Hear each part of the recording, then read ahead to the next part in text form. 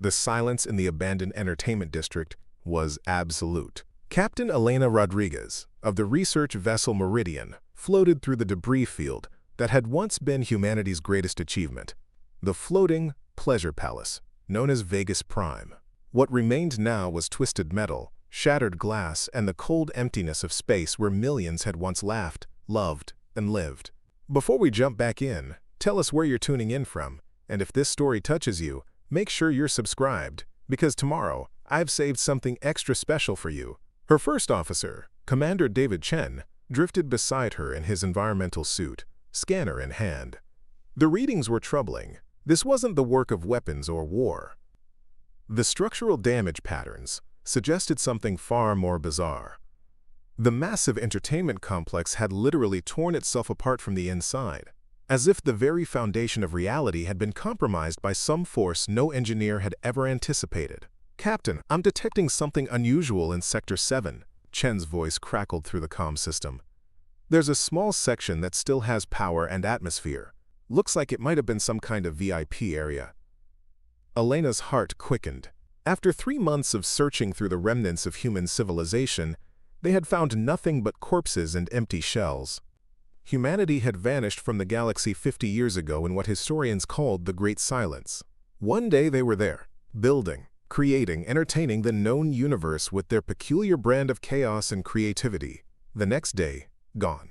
Every human colony, every ship, every outpost had simply stopped responding to communications. When other species finally arrived to investigate, they found empty worlds and derelict vessels with no signs of struggle, no indication of what had happened. The Galactic Council had declared humanity extinct, another cautionary tale about species that burned too bright and too fast. But Elena, as part of the Terran archaeological mission, refused to accept that conclusion. Her mixed heritage, half human and half Altarian, made her one of the few beings in the galaxy who still carried human DNA. She felt a responsibility to uncover the truth about what had happened to her mother's people. The Meridian carefully maneuvered through the debris field toward the power signature. As they drew closer, Elena could see that the section Chen had identified was indeed intact. It appeared to be a luxury suite, its walls reinforced with the kind of expensive shielding that only the wealthiest entertainment moguls could afford. More importantly, its emergency systems were still functioning, maintaining a small pocket of breathable atmosphere in the void. Dr. Sarah Nakamura, the team's xenobiologist, joined them on the bridge. Her usually calm demeanor was betrayed by the excitement in her large, dark eyes. As a member of the scholarly Curian race, she had devoted her life to understanding extinct civilizations. The prospect of finding actual evidence of humanity's final days was the discovery of a lifetime. "Elena, the atmospheric readings are stable," she reported, her melodic voice barely containing her enthusiasm. "We could actually board that section without full environmental gear. Whatever happened here, someone designed this place to survive it." The away team prepared for what might be their most significant find yet. Elena led the group, her command training overriding her scientific curiosity. Behind her came Chen, Dr. Nakamura, and Lieutenant Marcus Webb, their security specialist whose cybernetic enhancements made him ideal for exploring potentially dangerous alien artifacts. As they docked with the intact section, Elena noticed something odd about the airlock. It was designed to seal from the inside, as if someone had been trying to keep something in rather than keep danger out. The mechanism was still functional, responding to their universal access codes with a soft hiss of equalizing pressure. The interior of the luxury suite was a time capsule of human decadence. Expensive furniture sat exactly where it had been left, drinks still sitting on tables as if their owners had just stepped away for a moment. The walls were decorated with holographic displays showing frozen images of human entertainment, musicians, actors, dancers, and prominently featured in the center of the main wall, comedians. Dozens of them, captured mid-performance, their faces twisted in expressions of mirth that now seemed somehow ominous in the silent room. "Look at this," Dr. Nakamura whispered, approaching one of the holographic displays. "These are performance records." This whole suite was dedicated to something called the Universal Comedy Championships. According to these files, it was the final event held on Vegas Prime before the Great Silence. Elena studied the frozen performers. Human comedy had been legendary throughout the galaxy. Other species had humor, but humans possessed something unique: the ability to find laughter in literally anything. They could take the darkest tragedy, the most mundane observation, or the most complex philosophical concept, and somehow transform it into something that made others laugh. It was a gift that had made human entertainers the most sought-after performers in known space. Chen had been examining the suite's technical systems. "Captain, there's something you need to see. This place has a hidden level. The power signature is coming from below us, and according to these schematics, there's a private facility that extends deep into the station's core." They found the concealed elevator behind a wall panel that responded to Chen's engineering expertise. As they descended, Elena felt a growing sense of unease. The walls of the shaft were lined with containment fields and isolation barriers, far more security than any entertainment venue should require. This wasn't just a luxury suite. It was some kind of high-security facility disguised as a party room. The elevator opened onto a corridor that led to a single heavily reinforced door. The sign above it read, "Project Punchline, authorized personnel only." Below that, in smaller text, "Warning, Experimental Cognitive Enhancement Program. Class 9 Containment Protocols in effect." "Cognitive enhancement," Dr. Nakamura murmured, scanning the door with her instruments. "Elena, I think we've found something much more significant than a simple entertainment facility. This appears to be some kind of research laboratory." The door's security system had remained active for 50 years, but Chen's technical skills and the team's Galactic Council authorization codes eventually gained them access. Beyond the door lay a sterile white corridor lined with observation windows. Through the transparent aluminum, they could see a series of laboratory chambers, each one equipped with advanced medical and psychological monitoring equipment. At the end of the corridor was a control room filled with screens and data terminals. Dr. Nakamura immediately began accessing the archived files, while Elena and her team explored the laboratory chambers. What they found defied explanation. Each chamber had been designed to contain a single human subject. The rooms were comfortable, furnished like small apartments, but equipped with monitoring devices that could track everything from brain activity to emotional responses. Most disturbing were the speakers built into every surface, clearly designed to project sound directly at whoever was inside. "Captain," Dr. Nakamura called from the control room, her voice tense with discovery. "You need to see this. I've accessed the project files." Project Punchline wasn't just about entertainment. It was a military research program designed to weaponize human comedy. Elena hurried to the control room, where Dr. Nakamura had brought up holographic displays showing detailed research notes and experimental data. The scope of what she was reading made her stomach turn. According to these files, human scientists discovered that their comedy had measurable effects on other species' brain chemistry. Dr. Nakamura continued. Prolonged exposure to human humor could cause everything from mild euphoria to complete psychological breakdown, depending on the species and the type of comedy employed. Chen whistled softly as he read over her shoulder. They were trying to create comedy so effective it could be used as a psychological weapon. Look at this test data. A single human comedian was able to incapacitate an entire squad of Vraxian soldiers just by telling jokes for 20 minutes. Lieutenant Webb, who had been examining the security systems, looked up with concern. If they were successful, where are the test subjects? These chambers look like they were designed for long-term containment, but they're all empty. Doctor, preparing and narrating this story took us a lot of time, so if you are enjoying it, subscribe to our channel. It means a lot to us. Now back to the story. Nakamura continued scrolling through the files. Wait, not all empty. Look at this. Chamber 7 shows continuous power draw and life support activity. Something is still active down there. They made their way deeper into the facility, following signs toward Chamber 7. The corridor here was different, reinforced with additional containment fields and lined with warning signs in multiple languages. Whatever was in Chamber 7 had required extraordinary precautions.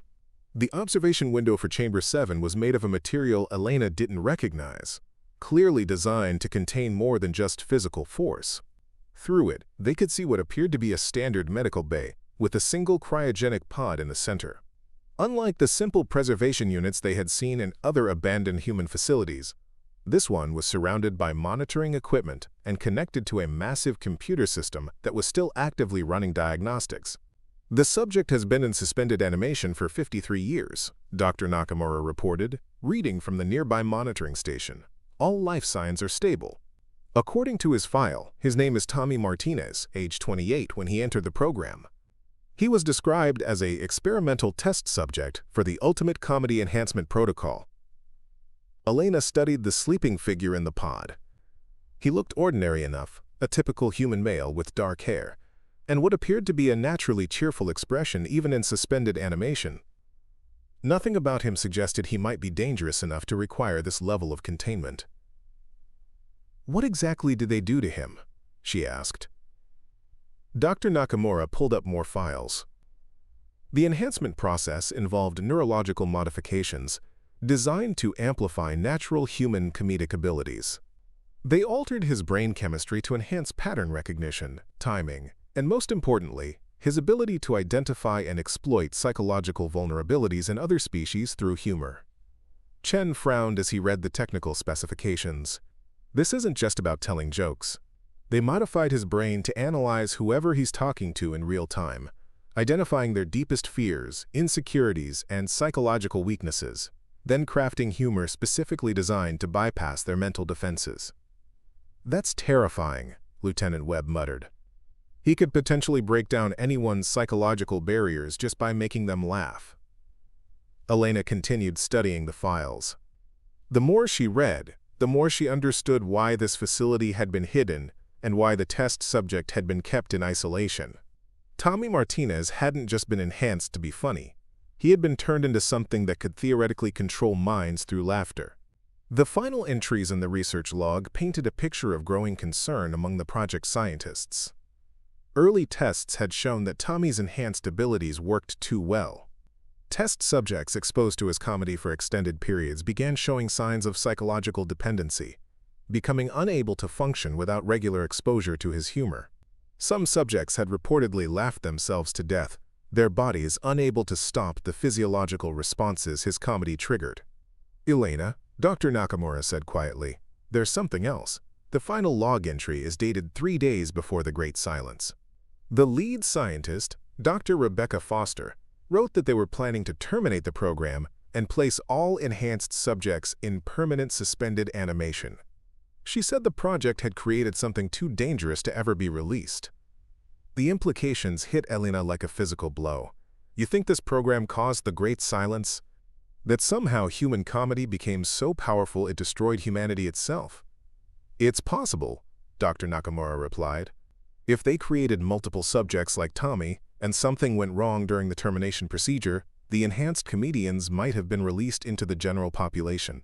Given what we've seen of their abilities, they could have caused a psychological cascade that affected the entire species." Chen was examining the cryogenic pod's control systems. "Captain, the suspension protocols are failing. The pod's power systems have been running on emergency reserves for decades. If we don't do something soon, the subject will die in suspension." Elena faced an impossible decision. They had potentially found the key to understanding humanity's extinction, but reviving Tommy Martinez could expose her crew to the same dangers that had apparently destroyed his entire species. On the other hand, he might be the only source of answers they would ever find. Lieutenant Webb voiced what they were all thinking. "Captain, is it worth the risk? If this individual is as dangerous as these files suggest, reviving him could put not just our crew but potentially the entire galaxy at risk." Dr. Nakamura looked up from her analysis of the medical data. "There might be a way to minimize the risk. The containment systems in this chamber are still functional. We could revive him here, in isolation, and communicate through the secured interface. As long as we don't expose ourselves to direct contact, we should be relatively safe." Elena considered their options. The scientist in her knew that Tommy Martinez represented an unprecedented opportunity to understand human enhancement technology and possibly solve the mystery of the Great Silence. The captain in her worried about the safety of her crew and the potential consequences of unleashing something that had been deliberately contained for 50 years. "We proceed with the revival," she decided finally. "But we take every possible precaution. No one enters that chamber under any circumstances." All communication happens through the isolation interface. And if there's any sign that his abilities are affecting any of us, we put him back in suspension immediately. Dr. Nakamura began the complex process of bringing Tommy Martinez out of cryogenic sleep. The medical systems in Chamber 7 were far more advanced than anything Elena had seen before, designed not just to preserve life but to maintain and enhance the subject's neurological modifications during suspension. As the revival process began, Elena found herself wondering what they were about to unleash. Tommy Martinez had been asleep for over half a century, dreaming whatever dreams enhanced comedians might have. When he woke up, he would find himself alone in a galaxy where his entire species had vanished, where the art form he had been created to perfect had apparently become so dangerous that it had destroyed the civilization that created it. The monitors showed his brain activity increasing as the warming process continued. His enhanced neural pathways were coming online, systems that no longer existed anywhere else in the known universe.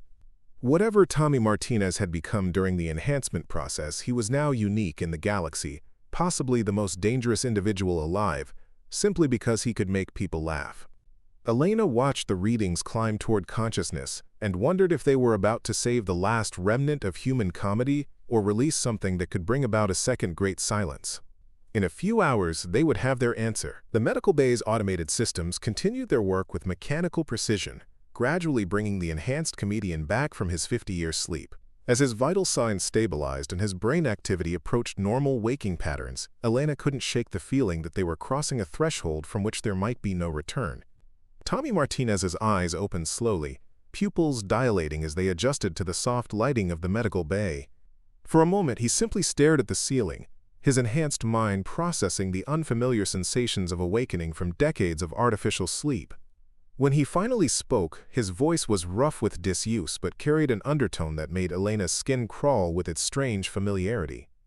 "Well," he said, sitting up carefully in the cryogenic pod, "either this is the world's longest setup for a really elaborate joke, or I've been asleep a lot longer than they told me I would be."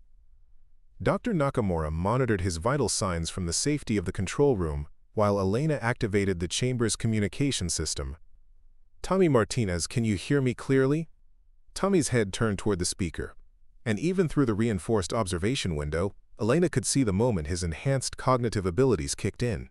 His expression shifted subtly, and she realized he was already analyzing her voice, her speech patterns, probably building a psychological profile based on nothing more than a few spoken words. "Crystal clear, mystery lady," Tommy replied, and there was something in his tone that made Elena's heart rate increase despite herself. "Though I have to say, waking up to voices from invisible people behind bulletproof glass isn't exactly the warm welcome I was hoping for. Should I be worried, or is this just how first dates work in the future?" Chen smiled involuntarily at the comment, then caught himself and frowned. Elena noticed the reaction and felt a chill of recognition. Tommy had been awake for less than 2 minutes, and he was already affecting her crew's emotional responses. "Tommy, my name is Captain Elena Rodriguez. You've been in cryogenic suspension for 53 years. The world you knew no longer exists." Tommy was quiet for a long moment, and Elena could almost see his enhanced mind processing this information. When he spoke again, his voice carried a different quality, less performative, but somehow more dangerous. 53 years, he repeated slowly. "That would put us at, let me see, 2,387.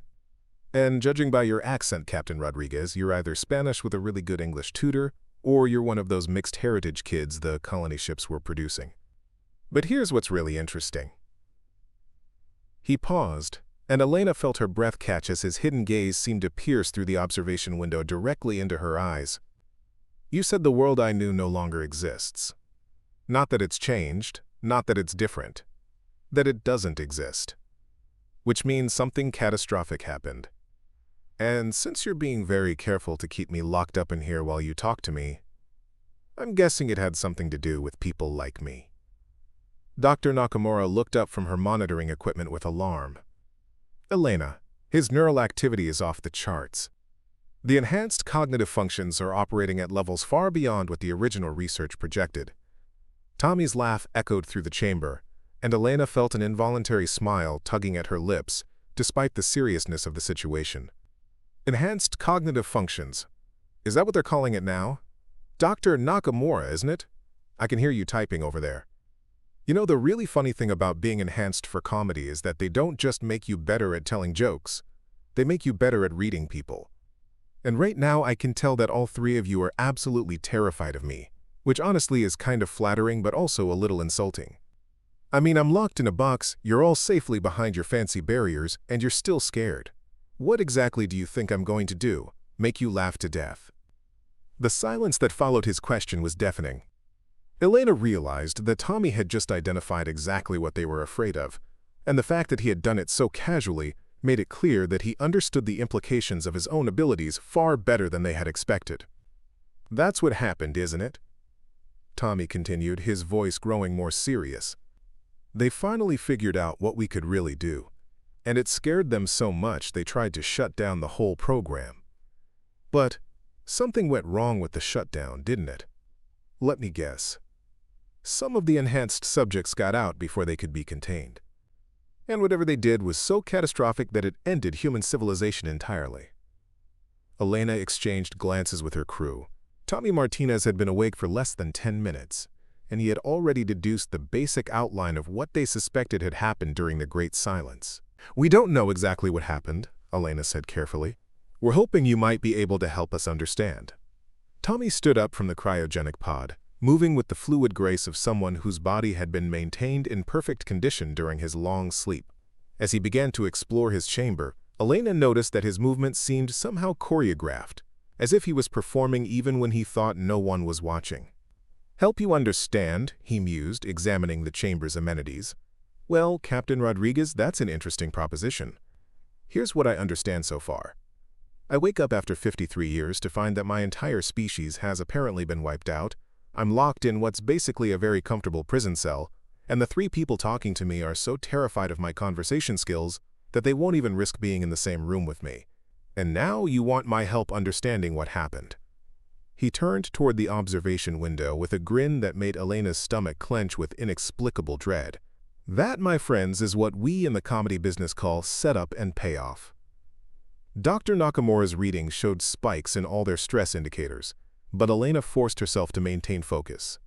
Tommy, the research files indicate that the enhancement program was terminated because the subjects became too dangerous. Can you tell us what the enhancements actually did to you?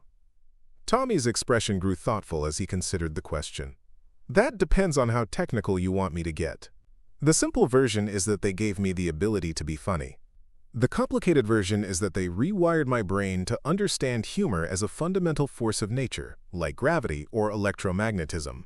I can see the comedic potential in any situation, any person, any tragedy or triumph. More importantly, I can craft that humor to have specific effects on specific individuals. He paused, seeming to consider how much to reveal. But here's the thing about humor, Captain. It's not just entertainment. Laughter is one of the most powerful psychological tools that exists. It can break down barriers, create bonds between people, and, most importantly, it can be used to bypass conscious rational thought. When someone is really laughing, really genuinely cracking up, their logical mind basically shuts down. They become completely open to suggestion, to influence, to new ideas that they would normally reject. Chen found himself nodding along with Tommy's explanation before catching himself and stepping back from the observation window. Elena noticed the reaction and felt her own pulse quicken. The enhancement process took that natural human ability and amplified it beyond anything that should be possible, Tommy continued. They gave me the power to make anyone laugh at anything, regardless of their species, their psychology, their cultural background. And once they're laughing, he shrugged with false casualness. Well, let's just say that people who are really laughing are very easy to influence. Lieutenant Webb spoke up for the first time. You're describing mind control. Tommy's laugh was rich and warm, and Elena felt herself relaxing despite every instinct telling her to remain alert. Mind control is such an ugly term, Lieutenant. I prefer to think of it as aggressive therapy. Besides, it's not like I can make people do things they fundamentally don't want to do. I can just help them realize that maybe they did want to do those things all along, they just needed a good laugh to admit it to themselves. Dr. Nakamura was frantically taking notes while monitoring the team's physiological responses. Elena, We're all showing elevated mood indicators and decreased stress hormones. He's affecting us even through the isolation barriers. Elena forced herself to focus on the implications of what Tommy was telling them. If you and others like you had this ability, and if something went wrong with the containment protocols, then a bunch of enhanced comedians could have been released into the general population with the power to influence anyone they met, Tommy finished. And if they were scared, confused, or angry about being locked up and experimented on, they might not have been too careful about how they used those abilities. The picture was becoming clearer, and Elena didn't like what she was seeing. A group of enhanced humans with the power to control minds through humor released into a population that had no defense against their abilities. The potential for chaos was unlimited. But that still doesn't explain the complete disappearance of humanity, Elena said. Even if the enhanced subjects caused widespread chaos, it wouldn't account for the total extinction of the species. Tommy's expression grew darker, and for the first time since awakening, he looked genuinely troubled. Captain, there's something about the enhancement process that the research files probably don't mention. It's not just that we can make other people laugh. We need to make other people laugh. The neural modifications create a kind of psychological dependency. If we don't regularly use our abilities, if we don't get the feedback from making others laugh, our enhanced brain chemistry becomes unstable. Elena felt a chill of understanding. What happens if you can't make people laugh? We start to break down, Tommy said quietly. The enhanced neural pathways begin to misfire. We become increasingly desperate to trigger laughter in others, and as we become more desperate, our abilities become more extreme, more invasive. Eventually, we lose the ability to distinguish between making someone laugh and causing psychological damage. Dr. Nakamura looked up from her monitors with alarm. Elena, if a group of enhanced comedians was released into the population and then became increasingly desperate to use their abilities, they could have triggered a psychological cascade that affected the entire species, Elena finished, making people laugh until they couldn't stop, or until their minds broke from the strain. Tommy nodded grimly. Imagine, if you will, a group of enhanced humans spreading across human space, each one needing to make people laugh to maintain their own sanity, but becoming less and less careful about the consequences. They might start with simple jokes, but as their condition deteriorated, they would resort to increasingly extreme methods. Eventually, they might create humor so powerful, so psychologically invasive, that it literally broke the minds of everyone exposed to it. The team stood in stunned silence as the implications sank in. Elena realized they might be looking at the solution to the greatest mystery in galactic history. Humanity hadn't been destroyed by war, disease, or natural disaster. They had been destroyed by their own laughter, weaponized and turned against them by their own enhanced comedians. But that raises another question, Elena said slowly. If that's what happened, why are you still sane? Why didn't the same thing happen to you? Tommy's smile was sad and self-aware. Because, Captain Rodriguez, I've been locked in a box for 53 years with no one to make laugh. By all rights, I should be completely insane by now. The fact that I'm not suggests that either the enhancement process worked differently on me than it did on the others, or— he paused, his expression growing thoughtful. Or I've been unconsciously practicing on all of you since I woke up, and my condition is already starting to deteriorate. Elena felt her blood run cold as she realized what he was implying. Every joke he had made, every casual comment that had triggered involuntary smiles or reactions from her crew, had been feeding his enhanced neural pathways. He had been unconsciously using his abilities on them from the moment he opened his eyes. "How long do we have?" she asked quietly. Tommy considered the question seriously. "Hard to say. The process is gradual at first. I'll become funnier, more charming, more irresistible in my humor. You'll find yourselves laughing at things that aren't really that funny, feeling good around me even when you know you shouldn't. Eventually, you won't be able to resist laughing at anything I say, and by then—" he shrugged. "By then, I'll have whatever level of control over you that I want." Dr. Nakamura was studying her readings with growing alarm. "Elena, our neurochemical levels are already showing changes consistent with what he's describing. Elevated endorphins, increased dopamine production, decreased activity in the prefrontal cortex. If this continues, we could lose our ability to think rationally. Elena realized they were facing an impossible situation. Tommy Martinez represented their only chance of understanding what had happened to humanity. But every moment they spent talking to him increased the risk that they would fall under his influence. Worse, he had made it clear that isolating him completely might cause his condition to deteriorate rapidly, potentially making him even more dangerous. "There has to be a solution," she said, more to herself than to anyone else. Tommy overheard and responded with what sounded like genuine sympathy. "Captain, I wish there was, but the enhancement process was designed to be irreversible. Once the neural pathways are established, they can't be undone.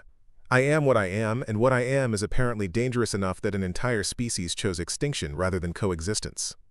Elena studied the enhanced comedian through the observation window, trying to reconcile his ordinary appearance with the extraordinary threat he represented. Tommy Martinez looked like any human she might have met. Pleasant and harmless, even charming. But beneath that surface was a mind that had been deliberately altered to wield humor as a weapon, and whether he intended it or not, that weapon was slowly being turned on her and her crew. The research files had called him the ultimate success of Project Punchline, the perfect fusion of human comedy and advanced neurological enhancement. Looking at him now, Elena understood why the project had been terminated and why humanity had chosen to hide its enhanced comedians away rather than risk their release. Tommy Martinez was funny. That was the problem. He was so funny that reality itself seemed to bend around him, making everything he said seem reasonable. Everything he did seem justified. And as Elena felt herself beginning to smile at his casual observations and self-deprecating humor, she realized that they might already be too late to stop the process that had apparently destroyed an entire civilization. The enhanced comedian was awake, charming, and rapidly regaining his full abilities. And despite all their precautions, Elena and her crew were slowly falling under the spell of the most dangerous laughter in the galaxy. The symptoms began subtly over the next several hours. Elena noticed Chen chuckling at routine status reports that contained nothing amusing. Dr. Nakamura found herself giggling while reviewing tragic historical records about the Great Silence. Even Lieutenant Webb, normally stoic and professional, had started making small jokes during his security briefings. Tommy Martinez remained in his containment chamber, but his influence continued to spread through the Meridian, like an invisible contagion. Through the monitoring systems, Elena could see him moving around his comfortable prison, sometimes talking to himself, sometimes addressing comments to the observation cameras, as if he knew they were watching. "You know what's really funny about this situation?" Tommy said during one of these moments, looking directly at the camera with an expression of amused contemplation. "Here I am, supposedly the most dangerous human who ever lived, and I'm locked in a room talking to walls. Meanwhile, you're all out there getting more and more affected by my presence, and the longer you wait to do something about it, the harder it's going to be to resist." Dr. Nakamura had been monitoring their brain chemistry continuously since Tommy's awakening.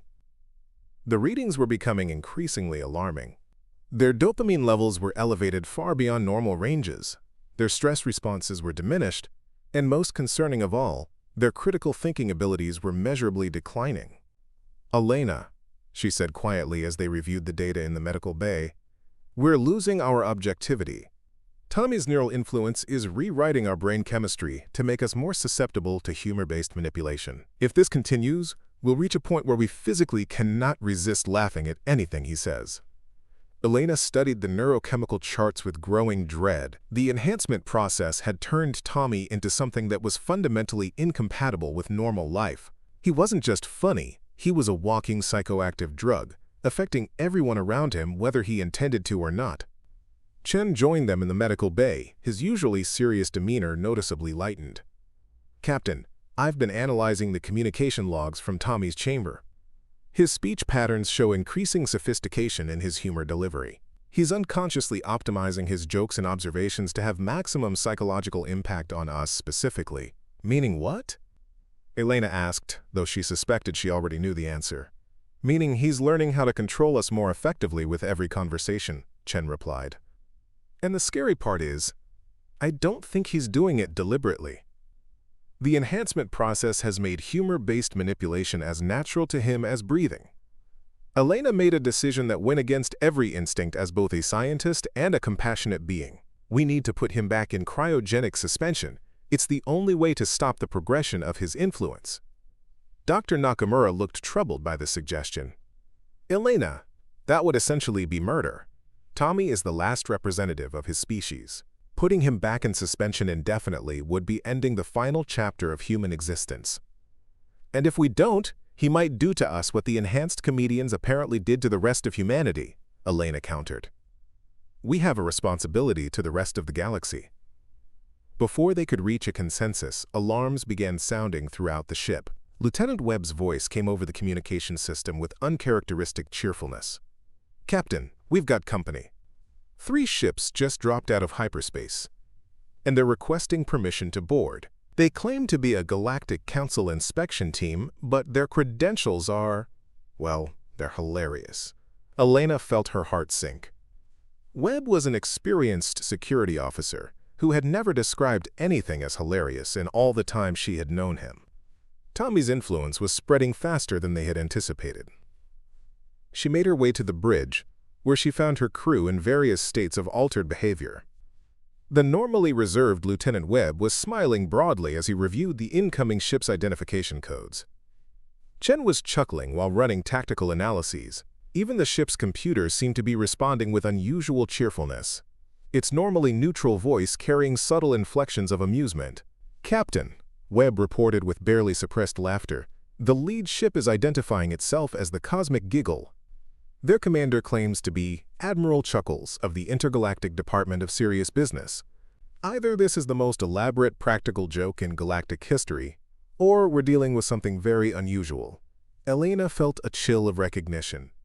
The approaching ships weren't using standard Galactic Council protocols. Their identification codes were parodies, their ship names were jokes, and their entire approach was designed to trigger amusement rather than convey legitimate authority. Dr. Nakamura, Elena said quietly, are you detecting any enhanced humans on those ships?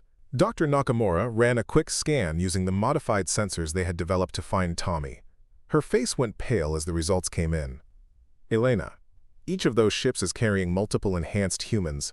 The neural signatures are similar to Tommy's but different. More chaotic, more aggressive. Elena realized they were about to encounter other survivors of Project Punchline, enhanced comedians who had been free in the galaxy for 50 years. Unlike Tommy, who had been preserved in perfect condition, these individuals had been living with their deteriorating enhancement for decades. All crew, this is Captain Rodriguez, she announced over the shipwide communication system. We are about to be boarded by potentially hostile enhanced humans. Do not, under any circumstances, listen to anything they say. Do not laugh at their jokes. Do not engage in conversation. Consider anything they say to be a psychological attack. Even as she gave the warning, Elena could hear crew members throughout the ship beginning to laugh at her serious tone. Tommy's influence had already compromised their ability to take threats seriously. The first boarding craft docked with the One-Zone within minutes. Elena and her senior staff took defensive positions near the airlock, though she wasn't sure what kind of defense would be effective against enemies who used humor as a weapon.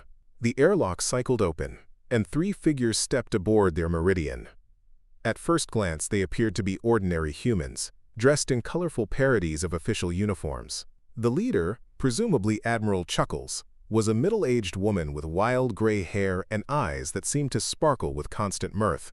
Greetings, fellow travelers in the cosmic comedy that is existence, Admiral Chuckles announced in a voice that somehow made even Elena want to smile. We understand you've discovered one of our sleeping colleagues. We are here to arrange a family reunion. Elena tried to maintain her composure, but she could feel her resistance weakening with every word the enhanced comedian spoke. The woman's voice carried subtle rhythms and inflections that seemed designed to bypass rational thought and trigger automatic positive responses. You're not authorized by the Galactic Council, Elena managed to say, though even she could hear that her protest sounded weak and unconvincing. Authorization? Admiral Chuckles laughed, and the sound was like music that made everyone within hearing range want to join in. My dear Captain, we are our own authorization. We are the last inheritors of the greatest gift humanity ever developed, the ability to make anyone, anywhere, laugh until they can't remember why they were ever sad. Dr. Nakamura was frantically trying to monitor the neurochemical changes occurring in everyone present, But Elena could see that even the scientist was beginning to succumb to the enhanced comedian's influence. Her movements were becoming more relaxed, her expression more cheerful, her attention to the monitoring equipment more casual. "What do you want?" Elena asked, struggling to maintain focus on the potential threat these individuals represented. "What we've always wanted," replied one of Admiral Chuckle's companions, a tall man whose entire body seemed to move in rhythm with his words. "An audience. You see, Captain Rodriguez, the enhancement process gave us incredible abilities, but it also gave us incredible needs. We require laughter the way other beings require food or water, and we've been very, very hungry for the past 50 years. Elena began to understand the full scope of the tragedy that had befallen humanity. The enhanced comedians hadn't destroyed their species out of malice. They had done it out of desperate need. Like addicts seeking their next fix, they had pushed their abilities further and further, caring less and less about the consequences for their audiences. "The other humans," Elena said, pieces of the puzzle finally clicking into place. "They didn't just laugh themselves to death. You made them dependent on your humor, and then you pushed them past their psychological breaking point." Admiral Chuckles nodded with something approaching sadness. "It wasn't supposed to happen that way. We tried to be careful at first. But when you're starving for laughter, when your enhanced brain is screaming for the neurochemical feedback that only comes from making others laugh, you become less and less discriminating about your methods." The third enhanced comedian, a young man who couldn't have been more than 20 when the enhancement process was performed on him, spoke up with a voice that carried undertones of barely controlled hysteria. "Do you know what it's like to need laughter so desperately that you'll do anything to get it? To watch your audience laughing and laughing until they can't breathe, can't think, can't do anything but laugh, and to know that if you stop, you'll start going insane yourself?" Elena realized she was looking at the living embodiment of humanity's greatest achievement and greatest failure. These enhanced comedians possessed abilities that could bring joy to the entire galaxy, but they were also cursed with needs that made them fundamentally incompatible with normal life. "We've been traveling the galaxy ever since," Admiral Chuckles continued, "searching for our lost colleagues. When we detected Tommy's neural signature, we had to come. He's the only one of us who was preserved properly. The only one who might still have enough control to help us find a solution." Elena glanced toward the containment area where Tommy was being held. "A solution to what?" "To what we've become," the young enhanced comedian said, his voice cracking with emotion. "Captain, do you know what happens to a comedian who can't make people laugh? We don't just go insane. We start making people laugh anyway, whether they want to or not, whether it's appropriate or not, whether it kills them or not." The full horror of the situation became clear to Elena.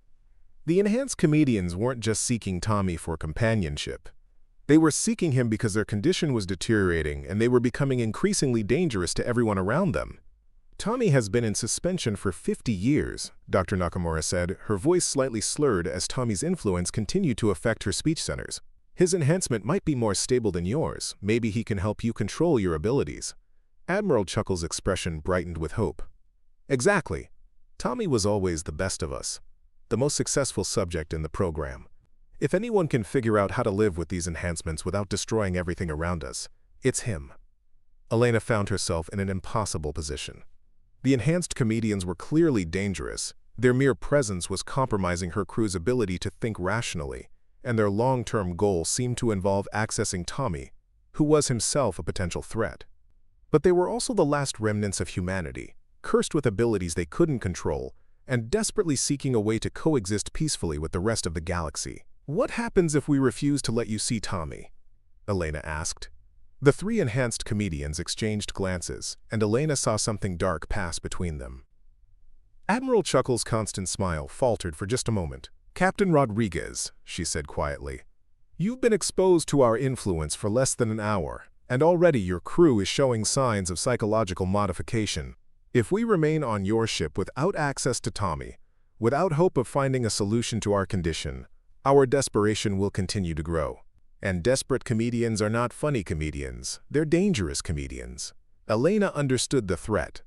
The enhanced comedians weren't offering her a choice, they were explaining the inevitable consequences of resistance. Either she allowed them access to Tommy, or they would continue influencing her crew until resistance became impossible. But even as she recognized the threat, Elena found herself struggling to care about it. Tommy's influence, combined with the presence of 3 additional enhanced comedians, was rapidly eroding her ability to perceive danger or maintain appropriate paranoia. Her emotional responses were being rewritten in real time, making her more trusting, more cooperative, more willing to find these dangerous individuals charming rather than threatening. "All right," she said, the words coming out of her mouth before her rational mind could object. "You can see Tommy, but under strict containment protocols." Admiral Chuckles clapped her hands together with delight. "Wonderful! This is going to be the best family reunion in galactic history." As Elena led the enhanced comedians toward Tommy's containment area, she realized that she had just made a decision that could potentially doom not just her crew, but possibly the entire galaxy. 4 enhanced comedians together, their abilities potentially amplifying each other, their combined influence far greater than any of them alone. But as they walked through the corridors of the Meridian Snell, with crew members emerging from their stations to smile and wave at the visitors, Elena found that she couldn't quite remember why she had been so worried about this arrangement. Everything seemed perfectly reasonable, perfectly safe, perfectly funny. The enhanced comedians were going home. Tommy Martinez looked up from his casual examination of the chamber's entertainment systems as Elena and her companions entered the observation area. For the first time since his awakening, his expression showed genuine surprise and something that might have been joy. "Well, well, well," he said, his voice carrying through the communication system with new warmth. "If it isn't the gang from the old neighborhood. Admiral Chuckles, Marcus, Jenny. I was wondering when you'd show up." Admiral Chuckles pressed herself against the observation window like a child looking at a long-lost toy. "Tommy, you look exactly the same. 50 years in the freezer really does wonders for the complexion." Elena watched the reunion with growing unease that she found increasingly difficult to maintain. The 4 enhanced comedians were clearly old friends, colleagues from the original enhancement program. Their joy at seeing each other again was infectious, spreading through the observation area like emotional wildfire. Tommy studied his old colleagues with his enhanced perception. "You 3 look like hell, though. How long have you been running on empty?" Marcus, the tall enhanced comedian, laughed with a sound that had sharp edges. "About 49 years and 11 months. We've been touring the galaxy, bringing laughter to the masses. It's been educational." "Educational, Jenny," the young enhanced comedian repeated with bitter humor. "Is that what we're calling genocide now?" Elena felt a moment of clarity break through the emotional manipulation. "Genocide?" Tommy's expression grew serious as he processed what his colleagues were telling him. "How many?" "All of them," Admiral Chuckles said quietly. "Humans, I mean. We tried to be careful, Tommy. We really did. But the hunger just kept growing, and our control kept slipping. By the time we realized what we were doing, it was too late to stop." Elena watched Tommy's face cycle through emotions too quickly for her to follow. Grief, rage, guilt, and something else that might have been relief all flickered across his features in the space of seconds. "So I really am the last stable one," he said finally. "That's what we're hoping," Marcus replied. "Tommy, we're breaking down. The enhancement process wasn't designed for long-term use without proper maintenance. Our neural pathways are degrading, our control is failing, and we're becoming more dangerous every day." Elena struggled to focus on the implications of what she was hearing. The enhanced comedians weren't just seeking reunion, they were seeking salvation. Tommy represented their only hope of finding stability, of learning to control abilities that had already destroyed one species and could potentially destroy others. "What do you need from me?" Tommy asked. Jenny pressed against the observation window with desperate intensity. "Help us remember how to be human. Help us find a way to live with these abilities without destroying everyone around us. You were always the best of us, Tommy, the most controlled, the most ethical. If anyone can figure out how to fix what we've become, it's you." Elena watched Tommy consider the request, his enhanced mind clearly working through possibilities and consequences at superhuman speed. When he spoke again, his voice carried a weight that made everyone in the observation area listen intently. "I can't fix what you've become," he said quietly, "but maybe I can help you become something new." Elena found herself asking, "What do you mean?" Tommy turned toward the observation window, his gaze somehow encompassing all of them. "The enhancement process gave us the ability to influence minds through humor, but it also made us dependent on that influence for our own psychological stability. We can't go back to being normal humans, but maybe we can go forward to being something better." Admiral Chuckles leaned forward eagerly. "Better how?" "Think about it," Tommy said, his voice taking on the persuasive quality that Elena now recognized as his enhanced abilities activating.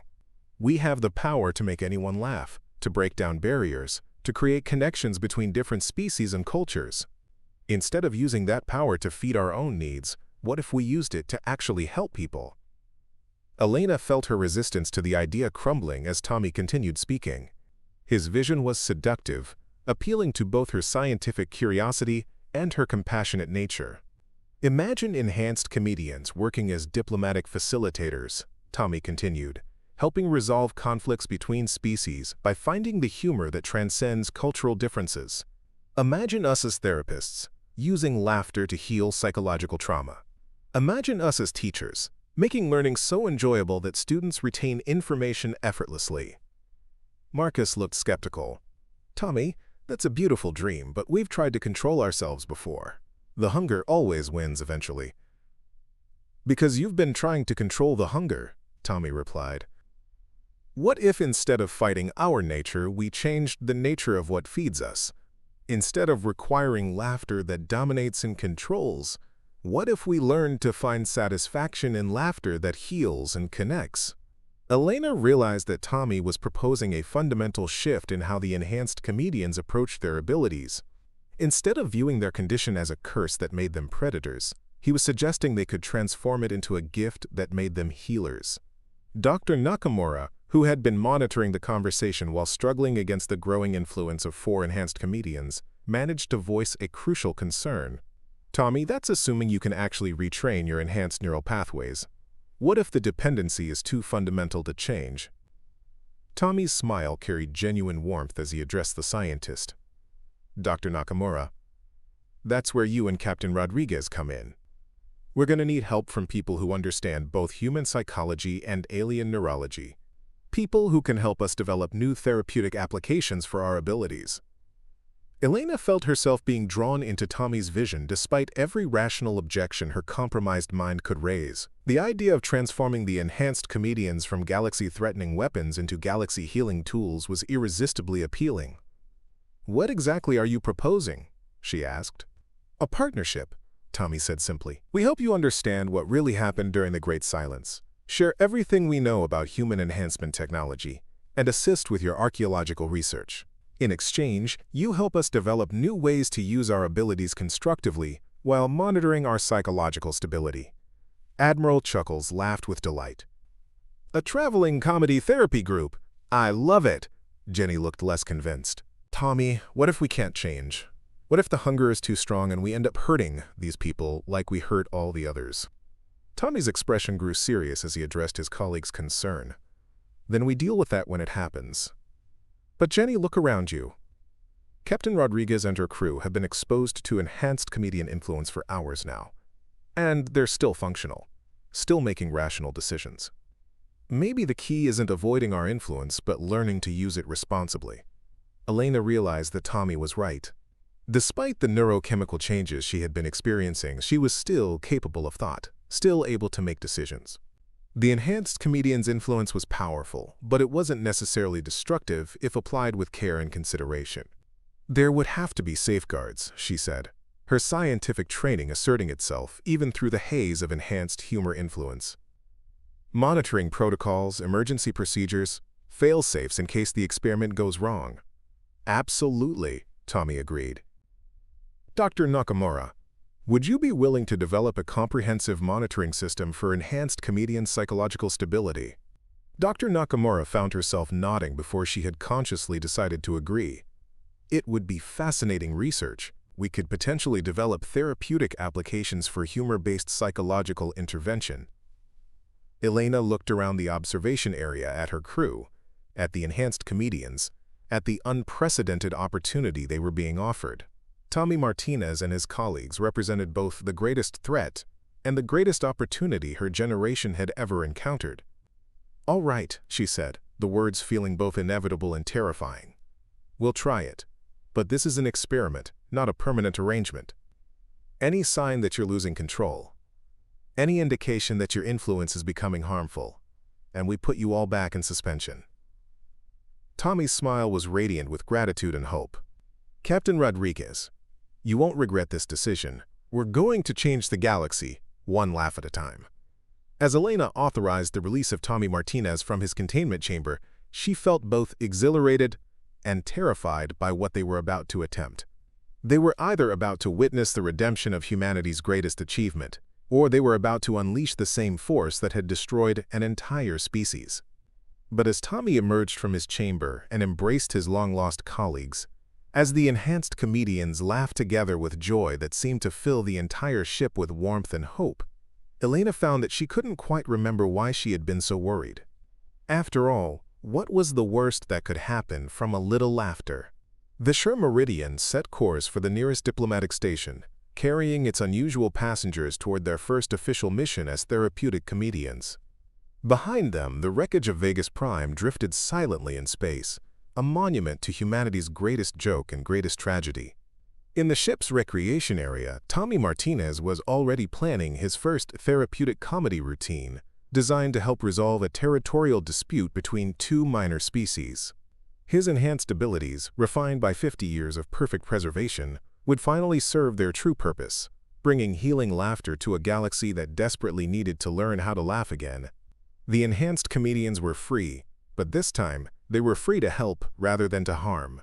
The galaxy was about to discover whether laughter really was the best medicine, or whether some jokes were simply too dangerous to tell. Up next, you've got two more standout stories right on your screen. If this one hit the mark, you won't want to pass these up. Just click and check them out.